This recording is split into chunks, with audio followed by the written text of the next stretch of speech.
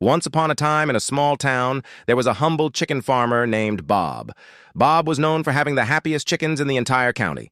They laid eggs with smiles, at least Bob liked to think so, and they were all plump and fluffy.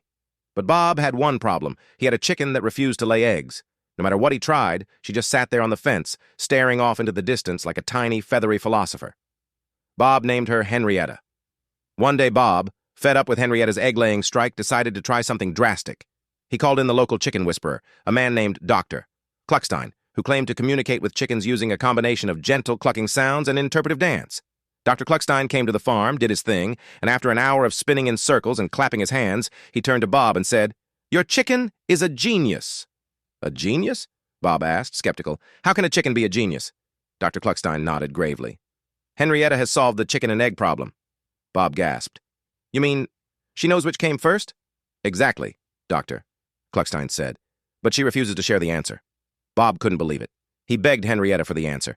Day and night he tried to bribe her with extra feed, built her a luxury chicken coop, even composed a heartfelt country ballad about her, but she just clucked softly and stared into the sunset.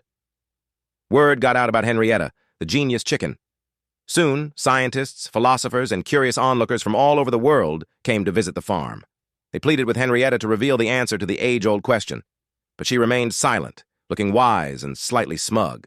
One day, a brilliant physicist from the city visited Bob. He brought charts, equations, and quantum theories, hoping to reason with Henrietta. After an hour, he came back, shaking his head in defeat. Bob sighed and said, "Well, I guess I'll never know." Then, one morning, as Bob fed the chickens, he noticed something strange. Henrietta wasn't in her usual spot. Instead, there was a note in the coop, written in perfect cursive. It read, "Dear Bob, the answer is both. Sincerely, Henrietta." Bob was shocked. The chicken could write? Before he could process it, he saw Henrietta boarding a tiny, chicken-sized hot air balloon that she had apparently built in secret. As she floated away into the sky, she waved a tiny wing goodbye, and Bob heard her cluck softly in the wind. Never put all your eggs in one basket.